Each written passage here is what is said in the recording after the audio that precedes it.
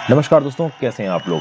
टूनिसिया की सड़कों पे आज की डेट में कुछ इस प्रकार का माहौल नजर आ रहा है। टूनिशियंस इस समय पे सेलिब्रेट कर रहे हैं क्योंकि उनके प्राइम मिनिस्टर और उनकी पार्लियामेंट को उनके प्रेसिडेंट कायस सैयद साहब ने सस्पेंड कर दिया है। ये न्यूज़ मैंने कल आपके सामने पढ़ी थी। गवर्नमेंट का स्टांस ये है कि ये कूप है, लेकिन जिस प्रकार से लोग यहाँ पे सेलिब्रेट कर रहे हैं ये कूप लग नहीं रहा है। ये लोग सरकार के अगेंस्ट बहुत जबरदस्त इंटेंस एजिटेशन कर रहे थे। ये आपको कायस सैयद साहब नजर आ रहे हैं जो कि इस बात का अनाउंसमेंट कर रहे हैं कि भाई हमने यहाँ पे सरकार को सस्पेंड कर दिया है। एक्चुअली जब मैंने इस वीडियो को देखा तो मुझे भी बड़ा आश्चर्य हुआ कि यार ये क्या हो रहा है।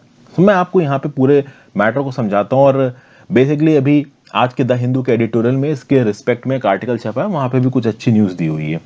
टूनिसिया की अगर आप बात करो तो टूनिसिया आपको नॉर्दर्न अफ्रीका में नजर आ रहा है। इसके नॉर्थ में आपका मेडिटेरेनियन सी है और दो कंट्रीज इसको बॉर्डर करती हैं। ईस्ट में लिबिया और वेस्ट में अल्जीरिया, या फिर कह सकते हो कि आप साउथ ईस्ट और साउथ वेस्ट में लिबिया और अल्जीरिया, नॉर्थ में तो भाई आप कह सकते हो मेडिटेरेनियन सी बाउंड्री बना रही है। और कैपिटल कौन है इसकी? तुनिस नाम की सिटी। कायस सैयद साहब का ये जो डिसीजन है कि प्राइम मिनिस्टर को और इनकी पार्लियामेंट को हम सस्पेंड करते हैं, क्यों? क्योंकि पिछले कुछ दिनों में बहुत ज्यादा एंटी गवर्नमेंट प्रोटेस्ट देखने को मिले हैं आपको तुनिसिया के अंदर। मैं आपको बता दूं, तुनिसिया वो कंट्री है जहां से अरब स्प्रिंग प्रोटेस्ट की शुरुआत हुई थी 2011 में। और जहां जहां पे भी अरब स्प्रिंग प्रोटेस्ट हुए हैं, एक ऐसी कंट्री जहां पे प्रॉपर पार्लियामेंट्री डेमोक्रेसी आई थी वो तुनिसिया थी। तुनिसिया एक अकेली ऐसी कंट्री थी जिसमें पहले डिक्टेटरशिप थी और डिक्टेटरशिप से वो पार्लियामेंट्री डेमोक्रेसी में आए हैं, लेकिन तब भी उनकी प्रॉब्लम सॉल्व नहीं हुई है। 2011 से लेके आज 2021 तक 9 अलग अलग सरकारें आ चुकी हैं तुनिसिया के अंदर। और पिछले साल कोविड-19 पैंडेमिक आने के बाद लगभग 8.8% जीडीपी गिरी है आपकी तुनिसिया की। और इसी कोविड-19 के पैंडेमिक के बाद जिस हिसाब के एंटी गवर्नमेंट प्रोटेस्ट देखे गए तुनिसिया के अंदर, उनका कोई, आप कह सकते हो कि पैरेलल ही नहीं है भाई। 18,000 कोविड रिलेटेड डेथ्स हुई हैं आपकी तुनिसिया से। अब आप बोलोगे कि हम तो इंडिया में रह रहे हैं भाई, इंडिया में रोज के बेसिस पे 4,000 निपट रहे हैं, तो 18,000 ज्यादा नहीं है।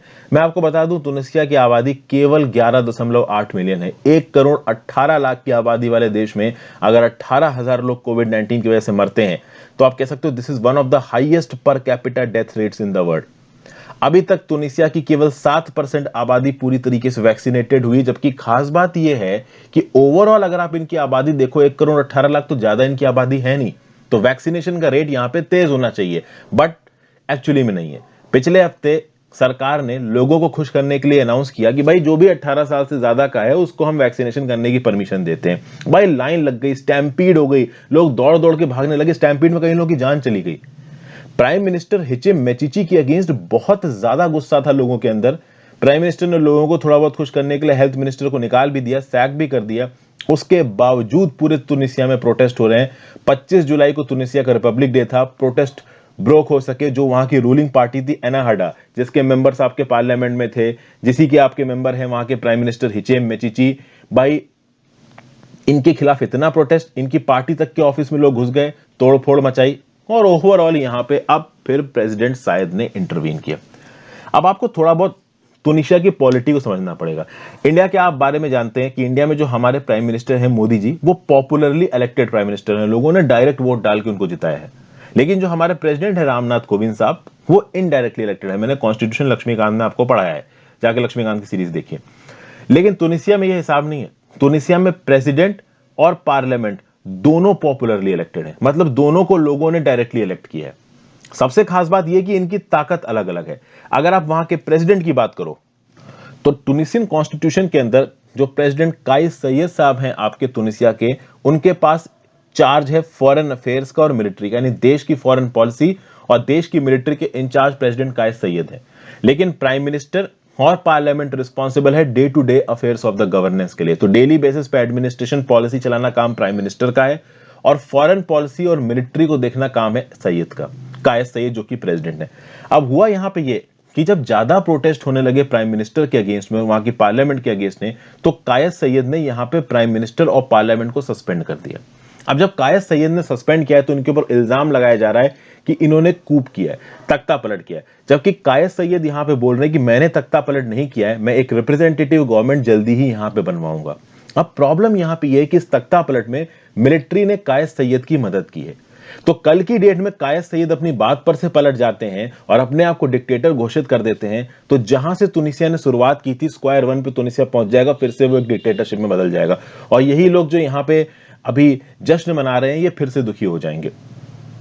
ओवरऑल शायद यहां पे लोग इस बात को रियलाइज नहीं कर पा रहे हैं कि जो उनकी डेमोक्रेसी थी, जो उनकी कॉन्स्टिट्यूशनली इलेक्टेड पार्लियामेंट थी, वो चली गई है। सबसे बेटर तरीका यहां पे यह होगा कि प्रेसिडेंट कायस सईद कॉन्स्टिट्यूशनली लिमिट्स में काम करें और तुरंत एक रिप्रेजेंटेटिव सरकार को यहां पे रीइंस्टेट करें। अब जो 2014 का तुनिसिया का कॉन्स्टिट्यूशन था, उसके हिसाब से इस प्रकार की सिचुएशंस के साथ डील करने के लिए, जहां पे प्रेसिडेंट और प्राइम मिनिस्टर के बीच में बन नहीं रही है, एक कॉन्स्टिट्यूशनल कोड बनाई जाएगी। अनफॉर्चुनेटली तुनिसिया के अंदर अभी तक ऐसी कोई भी कॉन्स्टिट्यूशनल कोड नहीं बनाई गई है, यानी प्रेसिडेंट और प्राइम मिनिस्टर के बीच में कोई भी मीडिएटर नहीं है। प्रेसिडेंट ने सिंगल हैंडेडली आर्मी की मदद से प्राइम मिनिस्टर और पार्लियामेंट को यहां पे बर्खास्त कर दिया है।